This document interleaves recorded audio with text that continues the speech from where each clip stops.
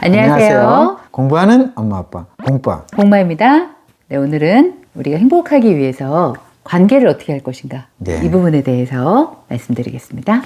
관계하면 어떤 관계가 있을까요? 일단은 배우자와의 관계, 자녀와의 관계, 부모님과의 관계, 친구. 근데 저는 그 중에서 가장 우선시 돼야 되는 게 나하고의 관계인 것 같아요. 그렇습니다. 네. 여러분들은 나 자신에 대해서 잘 알고 계신가요? 저는 잘 알고 있다고 생각했는데 공부를 하면 할수록 제가 좀 모르고 있다는 걸 느꼈어요. 아, 내가 이런 사람이구나, 이런 거를 요즘 조금 알아가는 중인데 이게 참 공부가 굉장히 많이 필요한 부분이더라고요. 대부분은 그런 생각들을 다 못하고 사시는 것 같아요. 사는데 바쁘죠. 그러니까 공빠님은 아세요? 공빠님이 어떤 사람인지. 저도 구체적으로 이렇게 해보지는 않았는데 대략적으로 아는 거죠. 근데 제가 얼마 전에 김익환 교수 거인의 노트라는 책을 사서 보면서 재밌어서 요약을 많이 했거든요. 그 중에서 이제 해보라는 게 있어요. 나 자신을 찾는 법. 그 중에 나의 역사순으로 내가 태어나서 지금까지 살아오면서 그 역사로 나누는 거예요. 아주 아기 때. 그 다음에 초등학교 때, 중학교 때, 고등학교 때 이렇게 해서 쭉 나의 역사 중에서 기억에 남는 커다란 일들을 한번 쭉 써보는 거예요. 이렇게. 순서대로. 그리고 또 두 번째는 나의 지금까지 살아온 인생 있잖아요. 인생에서 10가지 중요한 사건을 뽑아보는 거예요. 이런 식으로, 이건 이제 한 예인데 계속 이런 식으로 뭔가 나를 가지고 나라는 사람에 대해서 알기 위해서 이렇게도 해보고 저렇게도 해보고 해보는 거예요. 네. 관찰해보는 거죠. 나를 객관적인 시각으로. 그래서 말하자면 영란아, 너라는 애는 이런 애구나, 이런 거를 이제 자꾸 알아가는 그런 단계거든요. 네. 근데 아주 재미있어요. 그래서 요즘 저도 해보고 있거든요. 네. 근데 인생의 10대 사건을 이렇게 써보면서 웃음도 나오고, 아 그래 맞아 이랬지, 막 이런 것들이 나옵니다. 공파님도 해보실래요? 우리가 노후에 행복하기 위해서 제가 말씀드렸던 내용이 지분, 지지, 지족이잖아요. 그 중에서 가장 중요한 게 저는 지분. 나의 분수를 알아야 된다. 그게 나를 알아야 돼. 그렇죠. 나를 알아야 된다는 거죠. 그런데 우리가 나를 알고 나와 화해를 해야 된다고 생각해요.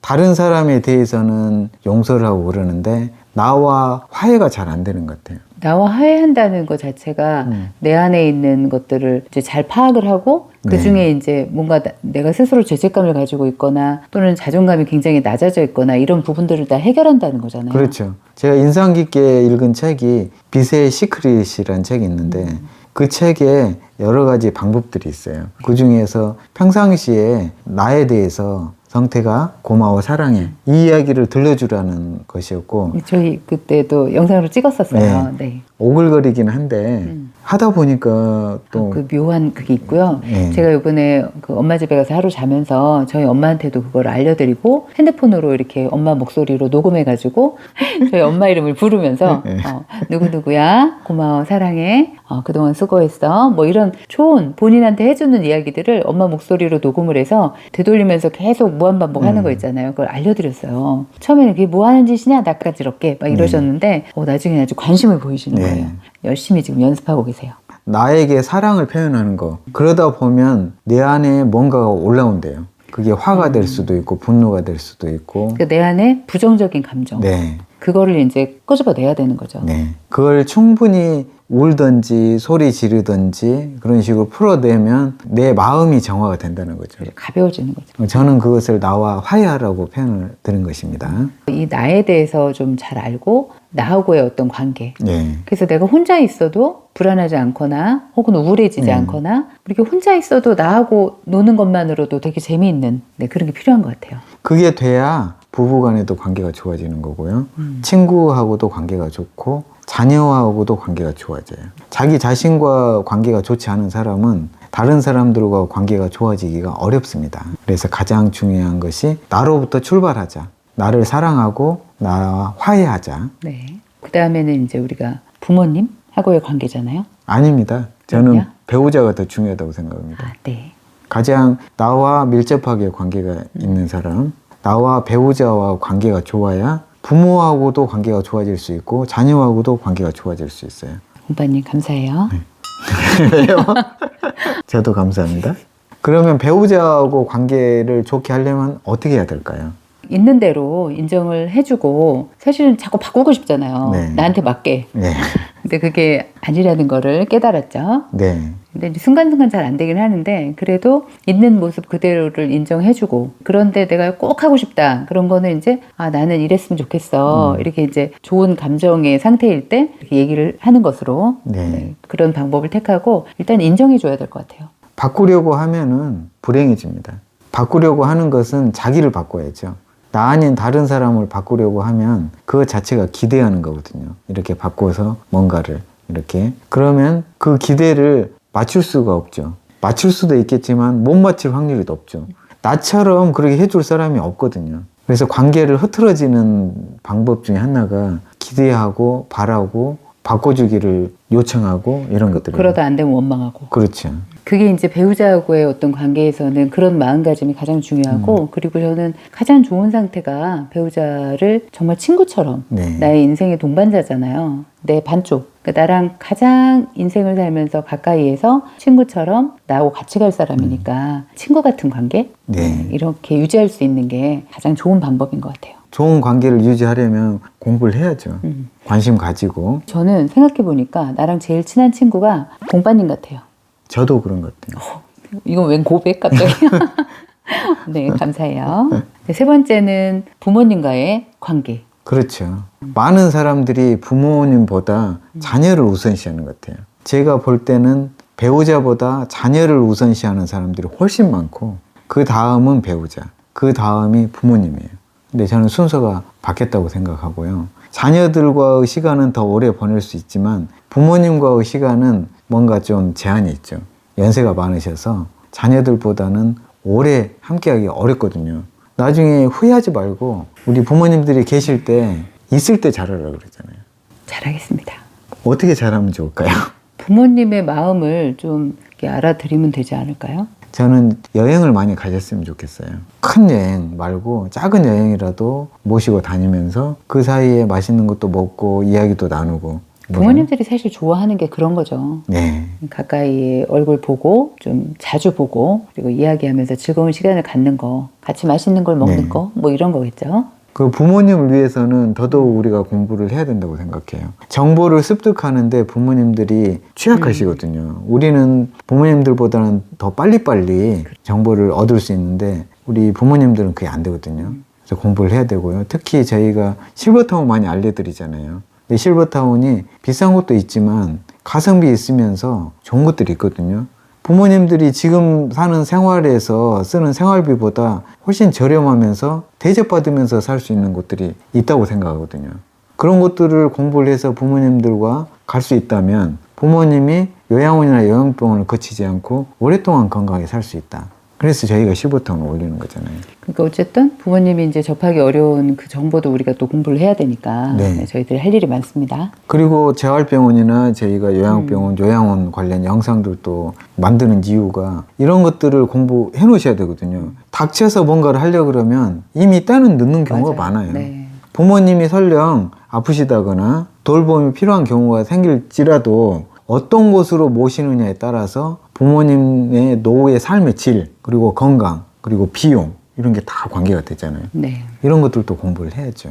그럼 부모님하고의 어떤 관계를 잘하기 위해서도 우리가 공부가 꼭 필요한 이유죠. 그렇죠. 실제적인 공부들을 저희가 말씀드린 이러한 실제적인 공부들을 하셔야죠. 네. 그다음에 이제 자녀와의 관계가 중요하죠. 아주, 네. 우리가 행복하기 위해서 가족 간의 관계가 흐트러지면 내가 돈이 있어도 재미가 없고 그럼요. 불행하죠. 진짜 내가 친한 사람 그리고 많은 시간을 보내는 사람이잖아요. 그 사람하고 틀어지면 이게 정말 지옥이 되는 거예요. 네. 근데 주변에 이렇게 친구들도 보고 그러면 가장 속상해하고 되게 힘들어하는 부분이 자녀와의 관계예요. 자녀가 마음대로 안 되니까 힘들고 또 뭐 어긋나서 또 반항을 하니까 힘들고 또 뭐를 안 해주니까 또 속상하고 뭐 다 이런 얘기들이에요. 그게 바로 자녀들을 자기 생각대로 하려고 하기 때문에 그런 거죠. 자녀가 자기 스스로 하려고 할 때 스스로 할 수 있도록 두는 거. 그게 저는 진정한 사랑이라고 생각합니다. 근데 그게 어려운 게 부모들은 인생을 살았잖아요. 그리고 이 보여 이제. 그리고 조금 자기 딴에는 똑똑해졌잖아요. 과거의 나보다는 내가 많은 경험을 했기 때문에 지금의 내가 더 똑똑해졌단 말이에요. 그러니까 내가 사랑하는 아이들한테는 이렇게 힘든 길을 걷지 않고 지름길을 딱 알려주고 싶은 거죠. 근데 사실 그게 꼭 지름길일까? 우리가 볼 때 지름길인데 자녀들은 그 과정을 거쳐야 되고 그 경험이 필요하다는 것을 알아야 됩니다. 요즘 뼈저리게 느끼고 있어요. 저도 자꾸만 지름길을 가르쳐 주려고 하는구나. 그렇게 해봤자 그 길로 따라온다 하더라도 나 정도 되는 거잖아요. 근데 왜 나보다 더 잘 될 애들, 나보다 훨씬 더 훌륭한 애들을 나처럼 만들어 놓으려고 할까? 이제 이 생각이 딱 이러니까 제가 이건 아니다 이런 생각이 딱 들더라고요. 기본적으로는 독립을 시켜야 됩니다. 그러니까 이제 어떤 물리적인 독립뿐만 네. 아니라 마음에서도 독립을 딱 시켜야 되는 거죠. 가장 중요한 것이 마음에서 독립시켜주는 것. 그것이 가장 큰 사랑이라고 저는 생각해요. 근데 요즘 주변에 이렇게 보면요, 뭐 연예인들도 그런 뉴스가 나오지만 부모가 자녀를 독립을 일부러 안 시키는 거예요. 그래서 그 자녀를 곁에 두고 평생을 이렇게 안 좋은데 본인한테 필요하겠지. 그런데 이제 자녀한테는 참 그게 좋은 관계가 아닌데 그렇게 해가지고 평생을 이렇게 붙잡고 끈을 안 놓는 그런 부모들이 있더라고요. 무서워요, 그것도. 전형적인 가스라이팅이죠. 내가 부모라는 그런 지위를 가지고 내가 너를 낳았고 키웠다. 그러면 안 됩니다. 그건 조건부잖아요. 그럼 거리하는 거죠, 자식과. 그건 정말 비열한 거라고 저는 생각하고요.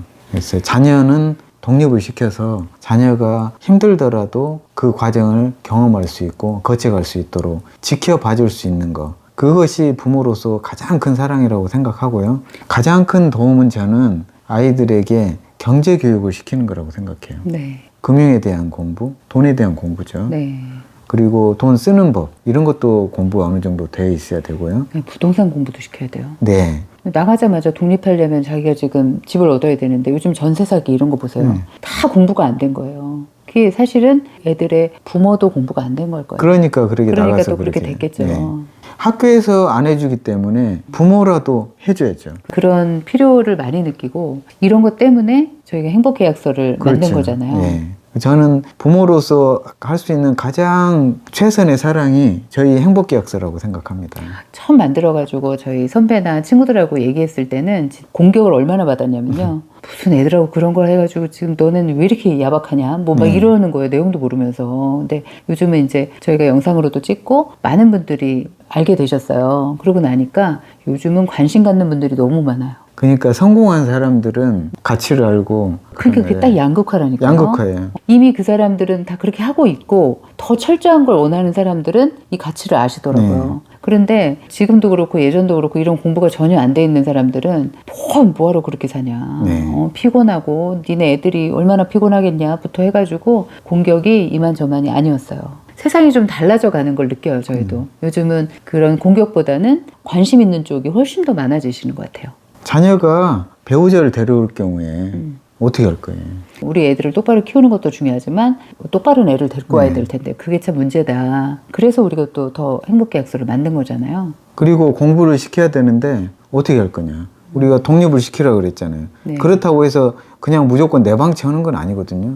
우리가 지원을 할 수 있는 건 충분히 합리적인 선에서 지원을 하면서 지원을 하는 대신에 어느 정도 공부는 해야 된다는 거죠. 우리가 은행에서 대출을 받을 때도 얼마나 까다롭게 보고 서류를 수십 장을 갖다 내잖아요. 맞아요. 부모한테 대출을 받을 경우에도 마찬가지죠. 어느 정도 할 건 해야 되는데 그게 최소한의 공부다. 그런 걸 공부시키라는 거죠. 네. 그래서 자살 안 하게 해야죠.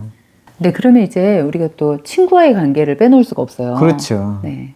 친구와의 관계를 좀 설정해 보는 게 좋을 것 같아요, 네. 저는. 예전에는 친구가 참 많았는데, 미니멀리즘에 대한 관심도 많아져서 제가 실천을 하고 있는데, 사실은 저는 친구 관계에 또 좀 미니멀 했어요. 선택과 집중이 필요합니다.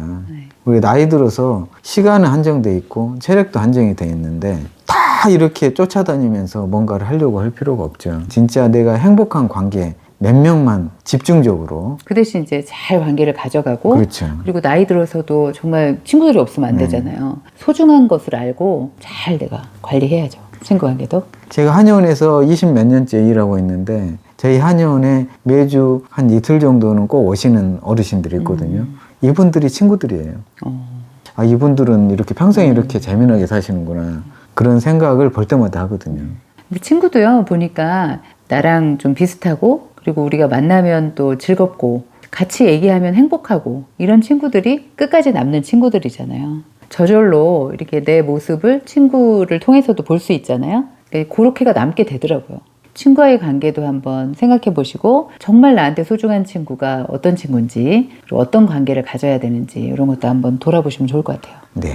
네, 우리가 행복하게 노후를 보내기 위해서 관계가 중요하다고 했고요. 네. 그게 나와의 관계부터 시작해서 그다음 배우자와의 관계, 부모님과의 관계, 자녀와의 관계, 친구와의 관계까지 두루두루 한번 이렇게 살펴봤습니다. 우리 시청자 여러분들도 자기 자신부터 한번 네. 이런 점검을 해보시고 주변을 한번 쭉 이렇게 돌아보시는 기회가 되셨으면 좋겠습니다. 네, 오늘도 저희와 함께 공부해 주셔서 감사합니다. 모두 행복하세요.